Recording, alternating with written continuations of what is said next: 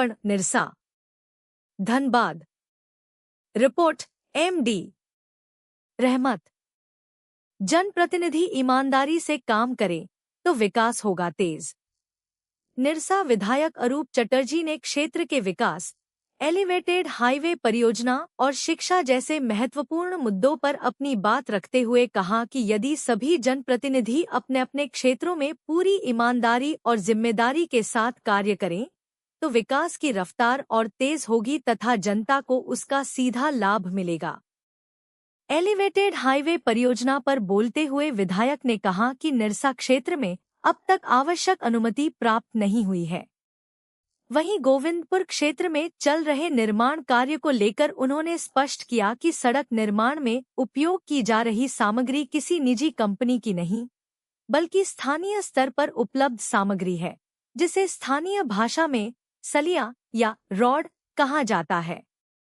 शिक्षा के मुद्दे पर विधायक अरूप चटर्जी ने कहा कि वे नीट परीक्षा से जुड़े छात्रों और उनकी समस्याओं के साथ खड़े हैं।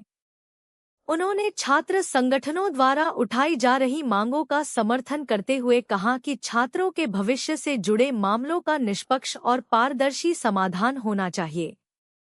उन्होंने कहा कि विकास, शिक्षा और जनहित के मुद्दों पर सभी पक्षों को मिलकर कार्य करना चाहिए ताकि क्षेत्र का समग्र विकास सुनिश्चित हो सके। सर, धनबाद में जो विकास मंच के लिए धरना दिया गया था, तो क्या अब विकास की गति तेज हो जाएगी धनबाद में?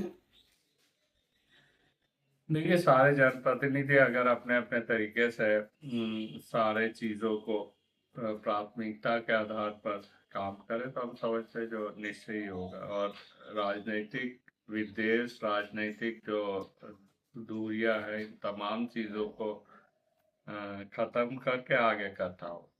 अगर कोई प्रोजेक्ट आती है तो हम समझते हैं बड़ी प्रोजेक्ट आती है तो सबकी भूमिका रहती है और सबका उसमें सहयोग रहेगा तभी जाके जल्दी होगी, नहीं तो काफी देरी होगी। हम आशा करते हैं विकास मंच से सारे पॉलिटिकल पार्टीज है तो इसको आगे भी हम लोग प्रोग्राम करेंगे और इससे कई प्रोजेक्ट जो फंसी हुई है बड़ी प्रोजेक्ट उसको करने में सक्षम।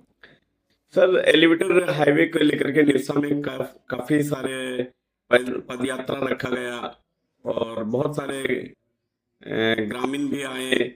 इसमें अभी तक कोई कॉन्ट्रैक्टर का अभी तक सामना नहीं हुआ सर। देखिए, हमारी जानकारी में अभी तक टेक्निकली उन लोगों को परमिशन नहीं मिली है। परमिशन मिलेगी तभी जाके वो लोग काम चालू करेंगे। तो बाकी देखिए, हमारा कंसर्न सिर्फ क्वालिटी को लेकर है। जो रॉड्स वगैरह जो आज गोविंदपुर में लगा रहे वो सारे लोकल रॉड्स लगा रहे और लोकल रॉड्स लगाने के कारण कहीं ना कहीं उसमें हमेशा ही रिपेयरिंग का काम बढ़ते रहे। तो इसी पर है जो क्वालिटी मेंटेन करे। 50% बिलो में कॉन्ट्रैक्टर, सब कॉन्ट्रैक्टर ने और एक सब कॉन्ट्रैक्ट, तो 3-4 भाग में चुके हो गया। इसमें जो है 50% बिलो में काम चली। तो ऐसे में अगर ठोस तरीके से काम नहीं किया जाए तो भविष्य में जो है जिस तरीके से बारबेंदिया पुल टूट गई, बह गई, उसी तरीके से ये भी कभी टूट जा सकता। सर, नीट परीक्षा के लेकर के बच्चों में अभी भी प्रदर्शन चल रहा है छात्रों में, और नीट परीक्षा को लेकर के काफी सारे बच्चे शहीद हो गए छात्र, जिसमें से 20 के लगभग हैं। ये दिल्ली जंतर मंतर में जो CJP के बैनर तले और आयशा के भी हम लोगों के साथी लोग वहाँ पर 23 दिन भूख हड़ताल पे थे। सोनम वांगचुक के साथ हम लोग उसका समर्थन करते हैं। हमारे स्टूडेंट संगठन आयशा सबसे अहम भूमिका वहाँ पर निभा रही है।